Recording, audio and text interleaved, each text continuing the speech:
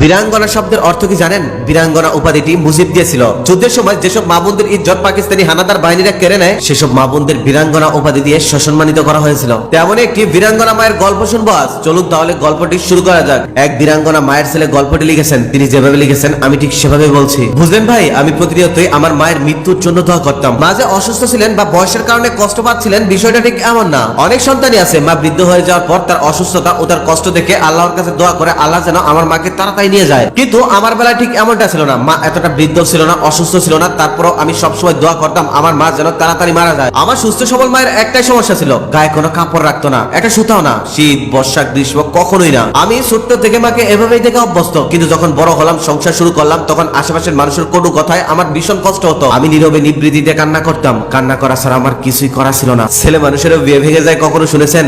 আমার ভাঙতো। যখন কনে পক্ষ আমার মায়ের খোঁজ খবর নিত আর আমার মায়ের কথা জানতে পারতো, তখন বিয়ে ভেঙে যেত। আমার মা একজন পাগল, এটা সবাই জানে। এরপরেও আমার এক দূর সম্পর্কের খালা অনেক কষ্ট করে আমার জন্য একটি বিয়ের ব্যবস্থা করে দেয়। এখন আমার ঘরে ছেলে মেয়ে আছে, তারাও মানুষের কাছে দাদির নামে কটু কথা শুনে এসে ঘরে বসে বসে কান্না করে, কারণ তাদের দাদি একজন পাগল, গায়ে কোনো কাপড় রাখে না। ওর বাড়ির লোকজন আত্মীয় স্বজন কেউ আমাদের বাড়িতে আসে না, আবার আসলেও কেউ আমার মায়ের ঘরে যায় না। ঘরে মেহমান আসলে মায়ের গায়ে কাপড় পরিয়ে দিতে গেলে মা চিল্লাচিল্লি করে, একটা চাদরও গায়ের মধ্যে রাখবে না। বুঝলেন ভাই, আমার তখন 5 বছর হবে। 71 জুন মাসে আমার বাবা নিখোঁজ হয়। সেই মাসে আমার সামনে আমার মাকে নির্যাতন করে পাকিস্তানি সেনারা। 2 দিন আমি আমার মাকে জরাজীর্ণ হয়ে উঠানে বসেছিলাম। লোকজন এসে উলঙ্গ মাকে কাপড় পরিয়ে দিতে চাইলে মা কিছুতেই কাপড় পরতে রাজি হলো না। মা সেদিন বলেছিল ছেলের সামনেই আমার ইজ্জত নেওয়া হয়েছে, এখন আমি কাপড় পরে কি করব?